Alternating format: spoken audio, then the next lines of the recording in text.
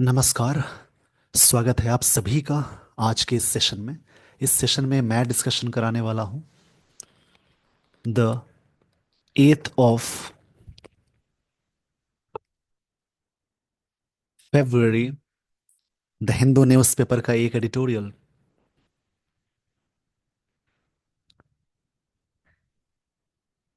आज का है टॉपिक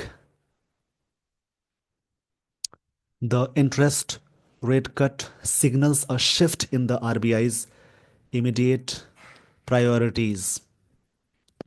इसकी बात हो रही है तो इसको मैं एक एक करके समझाने वाला हूं। इस सेशन में आपको बहुत सारी चीज़ें मिलेंगी सीखने वाली और समझने वाली। उन सारी चीज़ों को सीखने और समझने के लिए सेशन के एंड तक बने रहे और टाइम थोड़ा सा खर्च यानी स्पेंड करें रीडिंग पे, तो आपकी इंग्लिश बहुत अच्छी हो जाएगी। रीडिंग एक हैबिट है जिसको बनानी चाहिए। इस आदत से बहुत सारी चीज़ें होती है मिलेगी सीखने वाली। ये जो आदत है, बहुत जगहों पे ये आदत हेल्प करेंगी। आइए दोस्तों, मैं आपको यहाँ से एक एक चीज करके बताने वाला हूँ। द इंटरेस्ट रेट, जो इंटरेस्ट रेट है कट हुआ, ये सिग्नल्स देता है। और शिफ्ट, शिफ्ट मतलब होता है कहीं पे, कहीं पे शिफ्ट करने का सेंस है। शिफ्ट मतलब कोई चीज मूव करना, एक तरह से मूव देता है। मतलब कि शिफ्ट होना में एक मूवमेंट बोल सकते हैं नाउन के सेंस में। मूवमेंट यहाँ पे नाउन है क्योंकि प्रेपोजिशन से पहले एक वर्ड आए और उससे पहले आर्टिकल आए, तो ये वाला नाउन कहलाएगा। क्या मूव देता है, सिग्नल देता है। द आरबीआई इमीडिएट, आरबीआई के जो इमीडिएट है, इमीडिएट मतलब होता है जैसे, इमीडिएट मतलब होता है इंस्टेंट वाली चीजें, तुरंत जिसको बोलते हैं उसको इमीडिएट बोलेंगे। इसको समझ लेंगे, इमीडिएट मतलब इंस्टेंट होता है। ये वर्ड एडजेक्टिव हो जाएगा। और आगे जो वर्ड है इसको समझ लेंगे। प्रायोरिटीज मतलब होता है प्राथमिकताएं, यानी फर्स्ट कंसर्न, प्राइम कंसर्न को बोलते हैं प्रायोरिटीज। प्राइम कंसर्न जिस पे सबसे ज्यादा ध्यान होता है उसको बोलते हैं। इसको मैं सही से लिख देता हूं। यहाँ पे थोड़ी सी जगह की कमी होती है तो मैं एडजस्ट कर रहा हूं, तो आप भी उससे थोड़ा सा मैनेज करने की कोशिश जरूर करेंगे। प्राइम कंसर्न,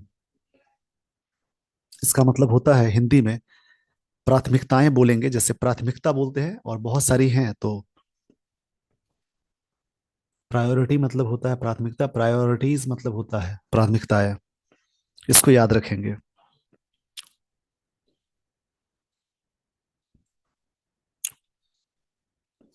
प्रायोरिटीज क्या है इसके बारे में।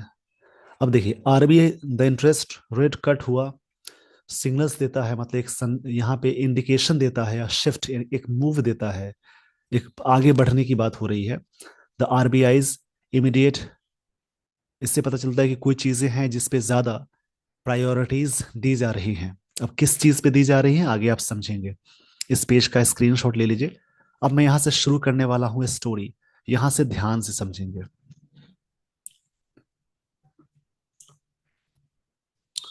For the first time in nearly 5 years, मतलब 5 सालों में करीब करीब पहली बार यहाँ पे बात हो रही है। For the first time, nearly 5 years की बात है। नियरली मतलब ऑलमोस्ट होता है, जो कि एडवर्ब है। 5 सालों में फर्स्ट टाइम, यहाँ पे फर्स्ट ऑर्डिनल कार्डिनल ये सब एडजेक्टिव में आता है। ऑर्डिनल फर्स्ट सेकंड थर्ड इन सारी चीजों में हमेशा आर्टिकल द लगाते हैं। For the first time in nearly 5 years, 5 सालों में करीब करीब पहली बार, the monetary policy committee MPC, इस पे आर्टिकल द लगा है, of the Reserve Bank of India. सरकार की कोई बॉडी होती है यानी रिजर्व बैंक ऑफ इंडिया में हमेशा आर्टिकल द लगाते हैं, जिसको आरबीआई बोलते हैं।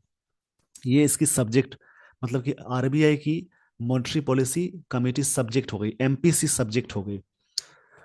और यहां से आगे समझेंगे सब्जेक्ट के साथ क्या अटैच हुआ है, उसको जरूर देखेंगे।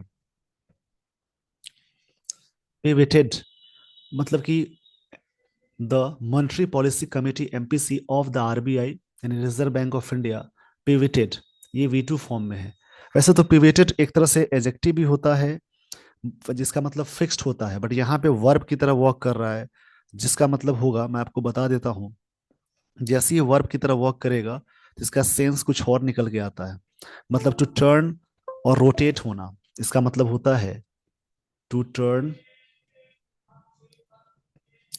या रोटेट होना। रोटेट मतलब बदलना होता है, यानी इसको चेंज करना भी बोलेंगे। चेंज करना, जो चीजें लंबे समय से चलती आ रही है उसको बदलने को बोलते हैं पिवोटेड। इस पेज का स्क्रीनशॉट ले लीजिए। अब देखिए, मैं फिर से समझाता हूं। इसमें क्या है, the Reserve bank, first time की बात हो रही है। द रिजर्व मतलब the monetary policy committee, committee के स्पेलिंग जरूर याद रखेंगे, ये सब स्पेलिंग मिस्टेक में सारी चीजें आएंगी। Of reserve, the Reserve Bank of India, RBI. ये जो कमेटी है, सब्जेक्ट है इसकी, वर्ब ये है V2। यानी इस कमेटी ने चेंज किया। पाइवोटेड मतलब होता है बदलना, ऐसे तो फिक्स्ड करना होता है कोई चीज को, मतलब कि एडजेक्टिव फॉर्म में। पर यहाँ पे रोटेट करना हो जाएगा, इसका मतलब रोटेट करना होता है। रोटेट मतलब बदलना होता है। तो सब्जेक्ट के साथ V2 अटैच करेंगे प्लस ऑब्जेक्ट, यानी इस सब्जेक्ट ने किया, इसका मतलब होगा, यानी एमपीसी ने बदला, रोटेट किया। क्या रोटेट किया? ऑन इंटरेस्ट रेट्स में। यूनानिमसली डिसाइडिंग हुआ। यूनानिमसली यहाँ पे एडवर्ब है, इसका मतलब एक सर्वसम्मति से, मतलब सबके मत से, सब लोग मिलजुल कर डिसाइडिंग की बात हो रही है। जैसे यूनानिमस एजेक्टिव होता है जिसमें जिस वर्ड के लास्ट में OUS लग जाए, IV लग जाए, एबल लग जाए, लास्ट में जुड़ने वाली चीज सफिक्स कहलाती है। तो सफिक्स में ये सारी चीजें लगी हों, फुल, लेस, AL, तो समझेंगे ये सारे वर्ड्स एजेक्टिव होते हैं। अब ध्यान से समझेंगे, ये सारे वर्ड क्या हो जाएंगे? एजेक्टिव। लेकिन जैसे ही एजेक्टिव में LY जोड़ देते हैं, एजेक्टिव मैंने शॉर्ट में लिखा है, LY जैसे ही अटैच करेंगे तो वो बनेगा एडवर्ब। अब देखिए, यूनानिमस एजेक्टिव होता है, उसमें LY लग गया, एडवर्ब है। मतलब यूनानिमसली डिसाइडिंग किया गया to cut the benchmark, repo rate. अब रेपो रेट क्या है? वैसा दर, यानी रेपो रेट वैसी एक दर है, यानी रेट है जिस पे कॉमर्शियल बैंक RBI से जो लोन, मतलब पैसे लेते हैं, तो उस पे जो रेट ऑफ इंटरेस्ट RBI लगाती है उसी को बोलते हैं रेपो रेट। ठीक है, जो बेंचमार्क ये हमेशा था 6.50%। अब इसको घटाकर, मतलब कट किया गया है, कट कट किया गया है कितना? टू 6.25%, यानी 0.25 की कटौती की गई। ये चीजें यूनानिमसली डिसाइड की गई, ये एडवर्ब है। अब यहां तक पूरी बात को समझेंगे, एक एक चीज को मैं ब्रेक करके बताता हूं, आराम से समझेंगे। For the first time, first time है, टाइम नाउन है, फर्स्ट एजेक्टिव है, फर्स्ट सेकंड थर्ड के पहले आर्टिकल द लगाते हैं। इन 5 सालों में की बात है तो इन लग गया, 5 सालों से होता चला आता तो फॉर लगाते। नियरली एडवर्ब हो जाएगा, इसका मतलब ऑलमोस्ट होता है, करीब करीब। आगे देखिए, द रिजर्व मतलब द मॉनेटरी पॉलिसी कमेटी जो है, सब्जेक्ट है, रिजर्व बैंक ऑफ इंडिया की, दोनों से पहले आर्टिकल द लगा है। पिवोटेड ये वर्ब की सेकेंड फॉर्म है, जिसका मतलब होता है चेंज करना, रोटेट करना। किस पे? इंटरेस्ट रेट्स पे। यूनानिमसली एडवर्ब है, डिसाइडिंग किया गया टू कट करने के लिए। द बेंचमार्क, जो बेंचमार्क सेट किया गया, जो सेट किया गया था। अब देखिए, बेंचमार्क मतलब क्या होता है? जो एक पैमाना सेट करते हैं उसको बोलते हैं बेंचमार्क। मतलब एक स्टैंडर्ड होता है, एक बेसिस बताई जाती है, स्टैंडर्ड, कि ये चीजें बनाई गई है, उसको बेंचमार्क बोलते हैं। जिसको हिंदी में कहेंगे, जैसे एक लेवल बनाया गया था जो 6.50 का था, उसमें से कटौती करके इतना लाया गया। रेपो रेट क्या होता है इसके बारे में आप समझ लेंगे। ये रेपो रेट आप लोग सर्च करेंगे, रेपो रेट के बारे में, रिवर्स रेपो रेट के बारे में, बैंक रेट के बारे में, बेस रेट के बारे में, ये सारी चीजें आप नोट्स बनाएंगे। उसके अलावा बहुत सारे टर्म्स हैं, जैसे कि MSF क्या होता है, SLR क्या होता है, CRR क्या होता है, ये सारी चीजें अटैच करेंगे। कितने पॉइंट्स क्या है, इन सारी चीजों पे जरूर काम करेंगे। मैं थोड़ा सा रेपो रेट के बारे में आपको बता देता हूँ।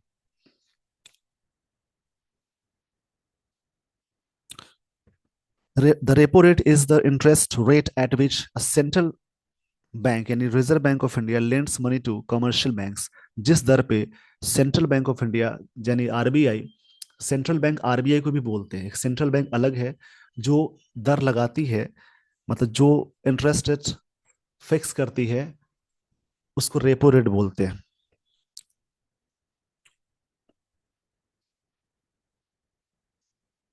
इसी में आता है एक रिवर्स। रिवर्स रेपो रेट क्या होता है? The reverse repo rate is the interest rate at which a central bank borrow money from commercial bank. यानी कमर्शियल बैंक के पास जो पैसे होते हैं वो सेंट्रल बैंक के पास देंगे, जमा करेंगे, उस पे जो इंटरेस्ट रेट लगता है, मिलता है या लगता है, जो भी समझिए, उसको बोलते हैं रिवर्स रेपो रेट। जब कमर्शियल बैंक जमा करेगा या वहां पे देगा, तो उस पे जो मिलेगा उसको बोलते हैं रिवर्स। और कमर्शियल बैंक जब डिमांड करता है आरबीआई से, जो rate rate rate of interest लगाया जाता है, उसको रेपो रेट बोलते हैं। इसमें बहुत सारे सवाल होते हैं कि अगर रेपो रेट को घटा दिया जाए तो क्या फायदा होगा। देखिए, यहाँ पे रेपो रेट घटा दिया गया, मतलब जैसे मान लीजिए कि बैंक्स लोन लेंगे आरबीआई से, तो लोन तो थोड़ा रेट कम गया, मतलब सस्ता मिला। सस्ता मिला मतलब बैंक भी लोन बांटेगी, तो लोग लोन लेंगे तो उनको सस्ते दर पर लोन मिलेगा, यानी लोन सस्ता होने वाला है। जिससे क्या होता है, लोगों की परचेजिंग पावर बढ़ेगी। आपके पास पैसे होंगे तो आप खरीदारी करेंगे, तो सस्ते दर पे जब लोन मिलेगा तो लोगों के पास पैसे आएंगे, तो क्या होगा, मनी फ्लो बढ़ेगा मार्केट में, तो परचेजिंग पावर बढ़ेगी। जिससे क्या होगा कि लोग पैसे का आदान प्रदान करेंगे, कई चीजें होती है, तो इसी का मुद्दा सब होता है।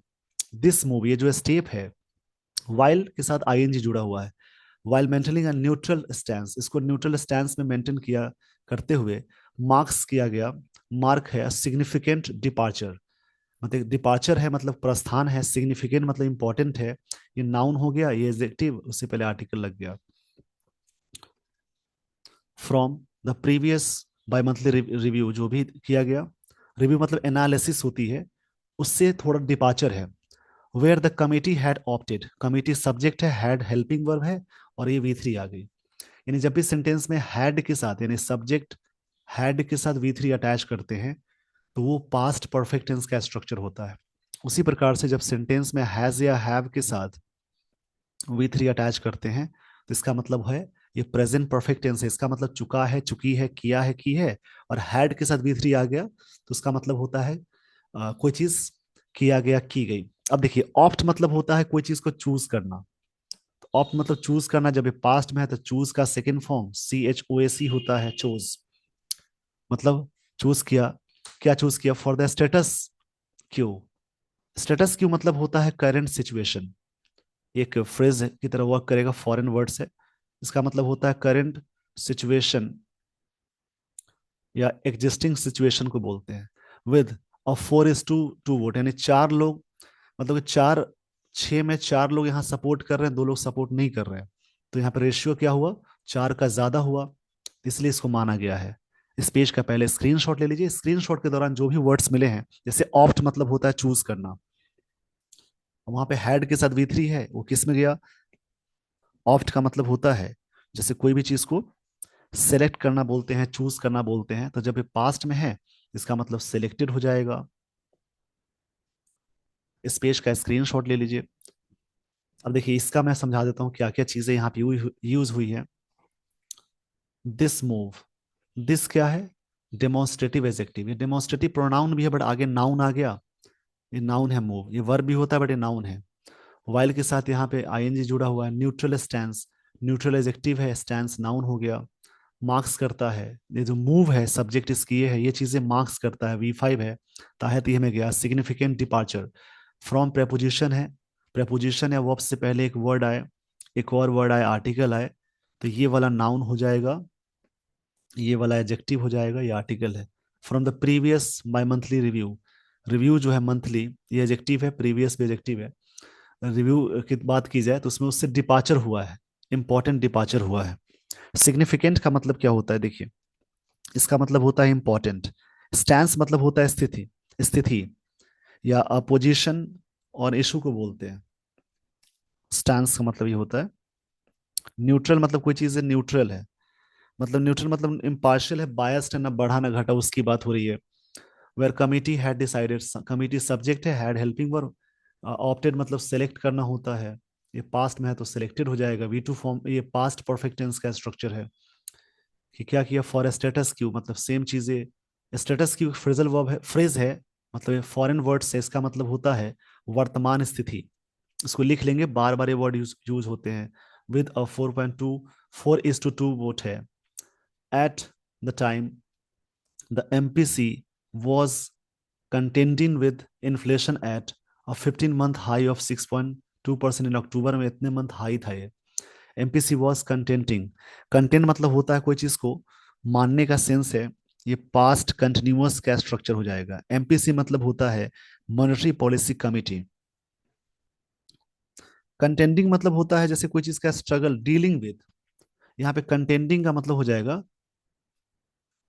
इसको मैं लिख देता हूँ यहाँ पे कंटेंडिंग, देखिए मैं एरो करके यहाँ लिख रहा हूँ, जिसका मतलब होता है डील विद। डील विथ मतलब कोई चीज को हैंडल करना या स्ट्रगल स्ट्रगल करना। डील विद अ चैलेंज मतलब किसी चैलेंज को स्ट्रगल करना बोलते हैं। जो चैलेंज, जो एमपीसी है वो डील कर रही है विद इन्फ्लेशन के साथ। इन्फ्लेशन मतलब महंगाई को कहते हैं। At a 15 month high. अब देखिए हाइफन लग गया तो मंथ्स नहीं लिख सकते, ऐसे लिखा होता तो मंथ्स लिखते। जितना परसेंटेज 6.2% अक्टूबर में था। एंड और स्लगिश, देखिए स्लगिश यहाँ पे नाउन है क्योंकि आर्टिकल लगा है उससे पहले। स्लगिश का मतलब होता है, ऐसे स्लगिश मतलब एक तरह से एडजेक्टिव भी होता है क्योंकि आगे क्वार्टर की बात हो रही है। स्लगिश इस वर्ड मतलब होता है कोई चीज इनएक्टिव, मैंने यानी डल है, कोई चीज धीमी है, उसको स्लगिश बोलते हैं।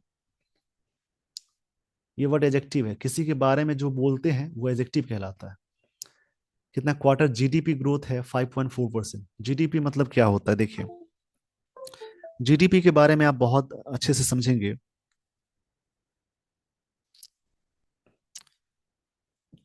जीडीपी का मतलब होता है ग्रॉस डोमेस्टिक प्रोडक्ट, यानी सकल घरेलू उत्पाद।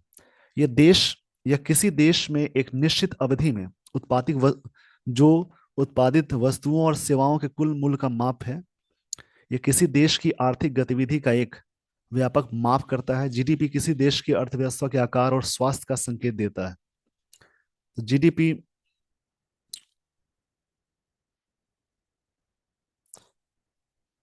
इसको जरूर समझेंगे। Gross domestic product is a monetary measure of the market value of all final goods, services produced and rendered in a specific time period of a country, उसको जीडीपी बोलते हैं, जिसको हिंदी में कहते हैं सकल घरेलू उत्पाद। इसके बारे में समझेंगे। नाउ विथ इन्फ्लेशन की बात करें, मॉडरेटिंग कितना हो रहा है। मॉडरेट मतलब थोड़ा सा कम होने का सेंस है, एवरेज लेवल पे बनना। मॉडरेटिंग मतलब कोई चीज मतलब कि डाउन होना थोड़ा होता है, डाई डाउन, थोड़ा कमजोर पड़ना बोलते हैं। घटने का सेंस में आता है। इतना हो गया 5.2% दिसंबर में, still above the RBI 4% target. अभी भी कितना है, आरबीआई का 4% टारगेट है इन्फ्लेशन का, उससे भी ज्यादा है। पहले कितना था 6.2% अक्टूबर में, दिसंबर में 5.2% है। आरबीआई का जो टारगेट है, आरबीआई में अपोस्ट्रोफी लगा मतलब का 4% टारगेट है। ग्रोथ प्रोजेक्शन जो दिखाया गया, प्रोजेक्शन मतलब अनुमान को कहते हैं।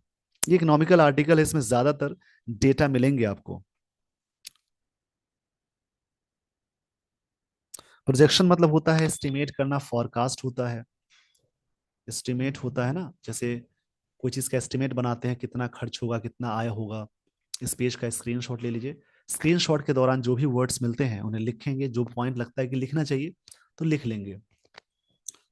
फॉर 2024 25 स्लिपिंग टू 4 ईयर लो, इतना पे आ गया 6.4% पे।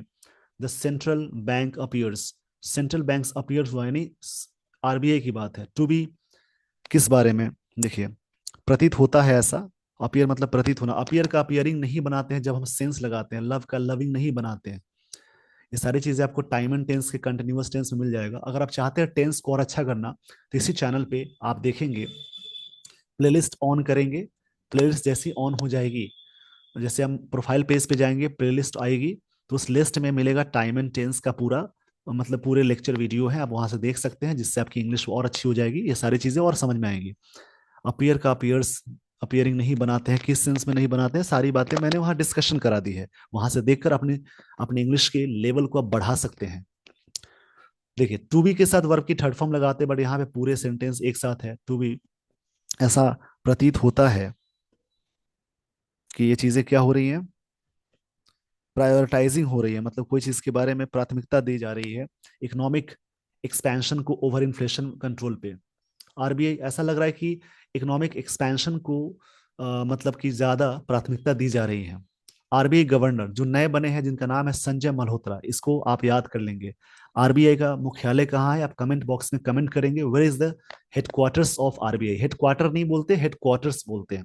ये कमेंट बॉक्स में कमेंट करेंगे, और इनके 4 डेप्यूटी गवर्नर हैं उनका नाम आप पोस्ट करेंगे कमेंट बॉक्स में। मैं सभी के कमेंट देखूंगा। इससे पता चलता है कि आप कितना कॉन्शियस है, कितनी जानकारी आपके पास है। और नहीं जानकारी है तब सर्च करते हैं, उसको कमेंट करते हैं, तो चीजें याद होती हैं। एक टास्क मान लीजिए, ऐसे ऐसे करके आपका करंट अफेयर्स बहुत अच्छा हो सकता है। RBI governor Sanjay Malhotra in the in his first policy review, पहले पॉलिसी रिव्यू में हाईलाइटेड किया the challenges posed by global economic uncertain. यहाँ पे पोज किया गया ग्लोबल इकोनॉमी की जो बात हो रही है, पूरी दुनिया की इकोनॉमी की जो बात हो रही है, अनसर्टेनिटीज की बात हो रही है, मतलब कि अनिश्चितताओं की बात हो रही है, इंक्लूडिंग स्टॉल्ड डिसइंफ्लेशन। स्टॉल्ड मतलब देखिए क्या होता है, स्टॉल्ड का मतलब क्या है इसको समझ लेंगे। इंक्लूडिंग मतलब शामिल करते हुए, क्या शामिल करते हुए, देखिए स्टॉल मतलब कोई चीज रुका हुआ है उसको बोलते हैं। और डिसइंफ्लेशन का मतलब होता है decrease in the rate of inflation. Inflation में गिरावट हो उसको डिसइंफ्लेशन बोलते हैं, मतलब महंगाई में कमी को बोलेंगे। डिमिनिशिंग मतलब कोई चीज कम होने के सेंस में है। The prospects of rate cuts in US में जो हुआ, एंड स्ट्रॉन्गर डॉलर, डॉलर का जो स्ट्रॉन्गर है प्रेशरिंग इमर्जिंग मार्केट्स में बढ़ता जा रहा है। इमर्जिंग मतलब कोई चीज से उभर के आना, बाहर निकलना। डॉलर प्रेशरिंग हो रहा है emerging markets and their currencies पे, इंक्लूडिंग द रुपीज में पैसे में शामिल है। जैसे अभी देखे होंगे डॉलर कितना है, जैसे डॉलर के अगेंस्ट में मनी अगेंस्ट डॉलर की बात करें, जैसे भारत की जो पैसा है कितना है, तो ये अभी करंट में आप देखेंगे पहले बहुत कम था, बट अब क्या हो गया, मतलब एक डॉलर की बात करें तो वो कितना अमाउंट इंडियन रुपी में होगा, 87.79, यानी लगभग 88। मतलब एक डॉलर का जो वैल्यू है इतना है, यानी वैल्यू हमेशा पैसे गिरती जा रही है, उसमें ये सारी चीजें हैं। इस पेज का स्क्रीनशॉट ले लीजिए। तो कई चीजें आपको सीखने को मिलती है, इसलिए मैं कहता हूँ डेली बेसिस पे आप डिस्कशंस जरूर देखें और इसी प्रकार से पढ़ें, उससे आपकी इंग्लिश बहुत अच्छी हो सकती है। आगे देखिए क्या बातें हो रही हैं। दीज फैक्टर्स, दिस दैट के साथ हमेशा सिंगुलर नाउन जोड़ेंगे, और दीज के साथ हमेशा प्लूरल, दोज के साथ हमेशा प्लूरल। दीज, दोज और दिस दैट डेमोन्स्ट्रेटिव प्रोनाउन भी हो, एडजेक्टिव भी है, बट आगे नाउन आ गया तो ये एडजेक्टिव कहलाएगा, यानी डेमोन्स्ट्रेटिव एडजेक्टिव है ये। These factors have complicated policy, ये जो फैक्टर्स हैं एक पॉलिसी को काफी कॉम्प्लिकेटेड बना दिया है। कॉम्प्लिकेटेड मतलब काफी जटिल बना दिया है।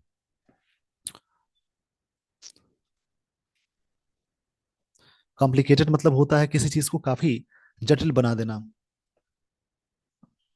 मतलब कॉम्प्लेक्स कर देना। इसके लिए वर्ड आता है कॉम्प्लेक्स, या एक और वर्ड आता है, काफी अच्छा वर्ड है,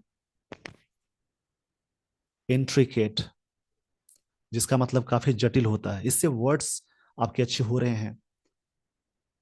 फैक्ट, ये जो फैक्टर्स हैं काफी जटिल बना चुके हैं। ये प्रेजेंट परफेक्ट टेंस है, फैक्टर्स प्लूरल है तो हैव हैज में हैव होता है plural. Trade off for India के लिए, making the making the case for supporting growth, जो सपोर्टिंग ग्रोथ हो रहा है। फॉर क्या है, प्रेपोजिशन, प्रेपोजिशन के बाद हमेशा वर्ब प्लस आईएनजी यानी जेरन लगाते हैं। इवन स्ट्रॉन्गर हो रहा है, स्ट्रॉन्गर कंपैरेटिव डिग्री है, यानी एडजेक्टिव है। The MPC justified it's decision, MPC ने अपने डिसीजन को जस्टिफाई किया है। डिसीजन ये नाउन है, इट्स पोजीशन है, एमपीसी के लिए इट्स लगा हुआ है। जस्टिफाई मतलब रीजन देना होता है। To look past current inflationary concern, जो ये जो मुद्रा संबंधी कंसर्न है, यानी जो महंगाई संबंधी है। Citing expectation that price pressure will ease, कम करेगा फर्दर, आगे जो प्राइस प्रेशर है वो आगे कम करेगा। With inflation projected to average 4.4%, 2% होने की पॉसिबिलिटी हो जाएगी फ्रॉम इतना से इतना। मतलब यहाँ पे डेटा दिया हुआ है, देखिए पूरी लाइन को समझेंगे। यहाँ बात हो रही है साइटिंग, मतलब इस बात को कहते हुए, मतलब MPC justified it's decision, MPC ने रीजन दिया। जस्टिफाई मतलब होता है गिव रीजन, किसी चीज का तर्क देना, रीजन बताना। टू लुक पास्ट, पास्ट को देखिए, करंट इन्फ्लेशनरी कंसर्न जो है, इन्फ्लेशन मतलब महंगाई, उससे संबंधित जो कंसर्न है, चिंताएं हैं, कंसर्न मतलब चिंताएं को बोलेंगे। साइटिंग एक्सपेक्टेशंस, ये चीजें एक्सपेक्टेशन को साइट करता है। साइटिंग मतलब किसी बात पे कहने को बोलते हैं। एक्सपेक्टेशंस का मतलब होता है उम्मीदें। साइटिंग मतलब कोई चीज कोट करना, प्रोड्यूस करना होता है। That price pressures will is मतलब होता है रिलीफ दिलाएगा। जो प्राइस प्रेशर्स, प्रेशर्स बिल के साथ वी वन आ गया, यानी जब भी सेंटेंस में सब्जेक्ट शैल या विल उसके साथ वी वन जोड़ेंगे तो समझिए सिंपल फ्यूचर टेंस है, यानी इस चीज को रिलीफ दिलाएगा। इज मतलब होता है मिटिगेट करना होता है। मिटिगेट मतलब कम करना, या इसके लिए एक वर्ड अटैच कर सकते हैं, रिलीफ होता है, रिलीव। और भी वर्ड आ सकता है, जैसे एग्रेवेट करना भी होता है। कई इसके मतलब है, आप ध्यान से समझेंगे तो कई चीजें सीखने को मिलेंगी। यानी एलिविएट भी एक वर्ड आता है, मतलब कम करना, प्रॉब्लम को कम करने को एलिविएट बोलते हैं। एलिविएट, ये सभी सिनोनिम्स हो गए। वी एट है, VIATE। यानी ये चीजें फर्दर, आगे, फर्दर मतलब आगे होता है, और डिस्टेंस में आगे की बात करें तो वहां पे फार्दर यूज करेंगे, दोनों ही एडजेक्टिव है। विद इन्फ्लेशन प्रोजेक्टेड की जो भी है 4.2% इतना किया गया, जो फ्रॉम इतना है, मतलब 4.8% दिस ईयर है। ये चीजें काफी महंगाई को कम कर सकती हैं, प्राइस प्रेशर्स को कम कर सकता है।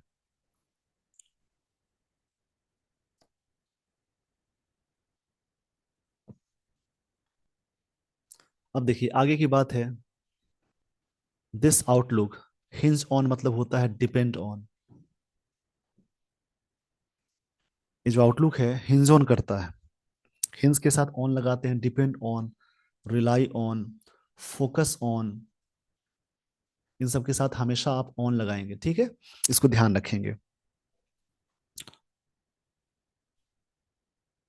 आउटलुक का मतलब होता है, जैसे व्यू पॉइंट को बोलते हैं, view point.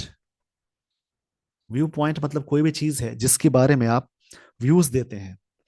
The outlook hinges on assumptions को बताता है of a favourable food inflation, जो भी है, ट्राजेक्ट्री मतलब पाथ होता है, नॉर्मल मॉनसून में, and bumper harvest of key vegetables, जो मुख्य वेजिटेबल्स हैं, सब्जियां हैं, such as tomato and onion, potato, which are historically major contributors to price hike, में सारी चीजें बढ़ जाती हैं, मतलब कंट्रीब्यूटर्स होते हैं, मतलब एक तरह से योगदान रहता है इनका।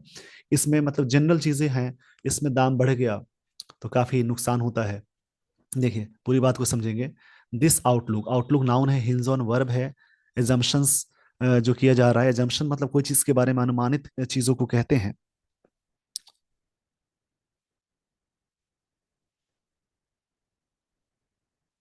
एजम्पशंस मतलब होता है जो चीजें, एक्सेप्टेंस होता है। कई मतलब होते हैं एक वर्ड के, जो मान्यता मानते हैं, कल्पना करते हैं। एजम्पशन मतलब यही होता है। Of a favourable food inflation के बारे में, ट्रेजेक्ट्री मतलब रास्ता होता है, normal monsoon and bumper harvest. Bumper मतलब बहुत ही अधिक मात्रा में, हार्वेस्ट ऑफ की वेजिटेबल्स जो काटे जाते हैं। हार्वेस्ट मतलब होता है, हार्वेस्ट मतलब होता है जैसे कि कोई चीज को इकट्ठा करना, कटाई करना, ये सारी चीजें हैं।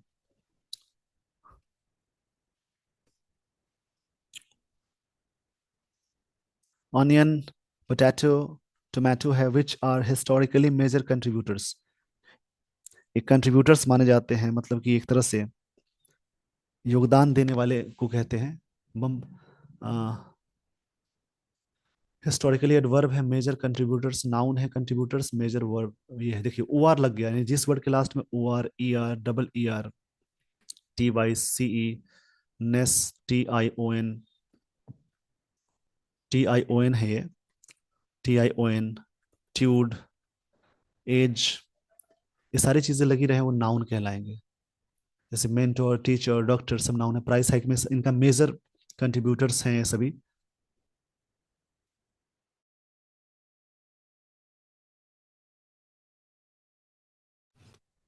आई होप आपने ये सारी बातें समझ ली होगी। While inflation remains, concern, inflation बना हुआ है concern. The panel has signalled, उन्होंने सिग्नल दिया है। पैनल एक सब्जेक्ट है। पैनल मतलब किसी ग्रुप को कहते हैं जो इकट्ठे, जैसे होता है ना इंटरव्यू में चार लोग बैठे हो तो पैनल हो गया। हैज सिग्नल्ड दिया है that weak economy growth is more pressing, कि वीक इकोनॉमी ग्रोथ है ना काफ़ी प्रेसिंग हो रहा है। प्रेसिंग मतलब कोई चीज़ को दबाने का सेंस हो जाता है, फोर्स करने के सेंस में आएगा। प्रेसिंग मतलब कोई चीज़ अर्जेंट भी बोल सकते हैं, क्रिटिकल भी है। स्पेशली ये एडवर्ब है, विशेष रूप से given the second quarter slump. Slump का मतलब क्या है देखिए, स्लम्प मतलब सडन डिक्लाइन होता है, उसको स्लम्प बोलते हैं। डिक्लाइन उसको स्लम्प बोलेंगे।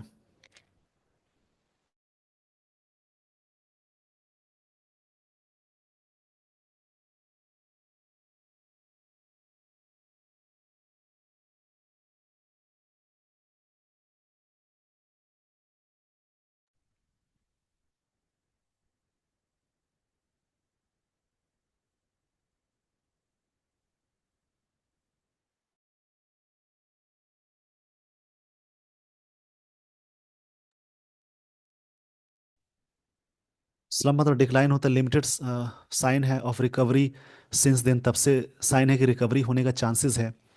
इस पेज का स्क्रीनशॉट ले लीजिए। एक ना इकोनॉमिकल आर्टिकल डिस्कशन हो रहा है, काफ़ी चीज़ें आपको मिल रही हैं सीखने वाली। आगे देखिए, RBI post budget policy, post budget मतलब बाद की होती है। स्टैंस ऑल्सो सजेस्ट, ये सजेस्ट करता है closer alignment with physical policy, जो वित्तीय पॉलिसी है। फिजिकल मतलब वित्तीय होता है। अपेरेंटली एडवर्ब है, हीडिंग मतलब होता है कोई चीज़ को एडवाइस देना, सुनना। गवर्नमेंट्स कॉल फॉर, डिमांड होता है, कॉल फॉर मतलब डिमांड, ये कल भी था।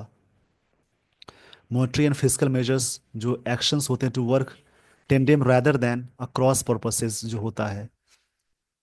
टेंडेम करना, टेंडेम का मतलब देखिए, टेंडेम का मतलब होता है जैसे,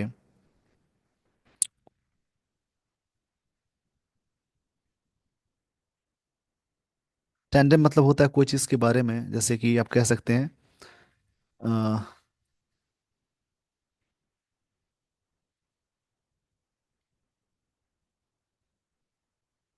जैसे हैविंग टू थिंग्स अरेंज जो होता है उसको टेंडेम बोलते हैं।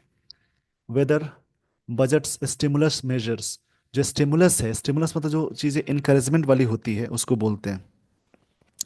स्टिमुलस मतलब होता है जो चीज़ें प्रोत्साहित वाली होती है उसको बोलते हैं। जो मेजर्स है, एक्शंस है,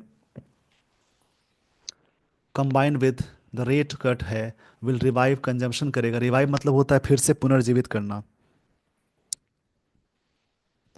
रिवाइव मतलब होता है ब्रिंग बैक, मतलब फिर से रिफ्रेश करने को बोलते हैं। अट्रैक्ट करेगा प्राइवेट इन्वेस्टमेंट को, बूस्ट करेगा इकोनॉमिक ग्रोथ को। रिमन, ये चीज़ रिमन अनसर्टेन बनी हुई है। इंटरेस्टिंगली, इंटरेस्टिंगली एडवर्ब है, पूरे सेंटेंस को भी एडवर्ब मॉडिफाई करता है।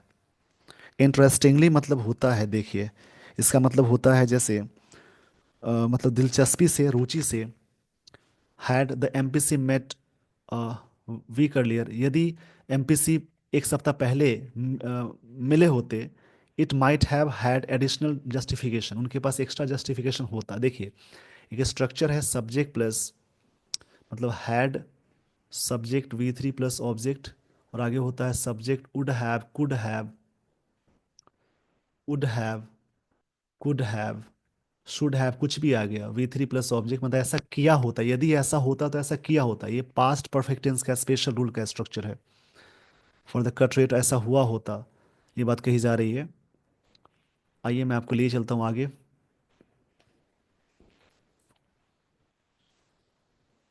तो उसमें क्या हो सकता था, given expectation that inflation in January could have cooled, हो सकता था 4.5% पे, with a new governor at the helm. News जो गवर्नर बने हैं आरबीआई के, जिनका नाम है, आपने देखा है पीछे नाम दिया हुआ था,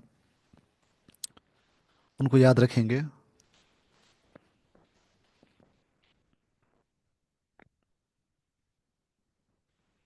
हेल मतलब होता है जैसे व्हील पे बने हैं, हेल मतलब एक तरह से पहिया मिला है उनको, मतलब कि एक तरह से उनको संचालन मिला है।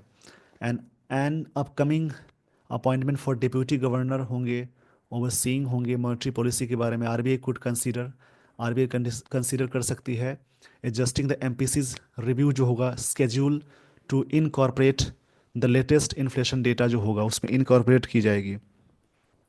इनकॉर्पोरेट का मतलब होता है जैसे इनकॉर्पोरेट मतलब होता है कोई चीज़ें इंक्लूड करना होता है, कंप्राइज होता है इनकॉर्पोरेट मतलब। और स्लाइट शिफ्ट, एक छोटी सी शिफ्ट होगी in the timing of by monthly meetings could make monetary policy more responsive बना सकता है, डेटा ड्रिवन हो सकता है, इन्हांसिंग हो सकता है, मतलब बढ़ता हुआ क्रम को इन्हांसिंग बोलते हैं। बढ़ने को इन्हांसिंग बोलते हैं। रिस्पॉन्सिव मतलब जो चीज़ें रिस्पॉन्स दी जाती है, मतलब उत्तरदायी होना।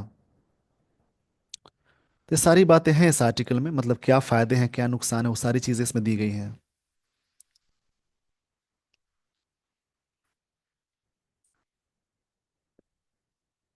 इन्हेंसिंग द कमिटी एबिलिटी को बढ़ाते हुए टू जस्टिफाई मतलब चीज़ों को रीज़न देना इट्स स्टैंस, इनका स्टैंस है। स्टैंस मतलब होता है एक अल्टीट्यूड और पोजीशन को कहते हैं। ये सारी बातें हैं इस आर्टिकल में। आई होप आपने पूरी तरह से चीज़ें समझ ली। और आए क्या है with real time economic indicators इसके साथ। तो सारी बातें थी। आई होप आपने पूरा डिस्कशन देखा समझा। और इकोनॉमिकल आर्टिकल को बस समझना है, ज़्यादा टफ नहीं होता है। ऐसे कभी आर्टिकल्स आपको रीडिंग कॉम्प्रिहेंशन में ज़रूर बनाइए, उससे आपको फ़ायदा मिलेगा, ईजी है। With this, everyone, I would like to end the session. Thank you so much for watching this video. Thanks, everyone.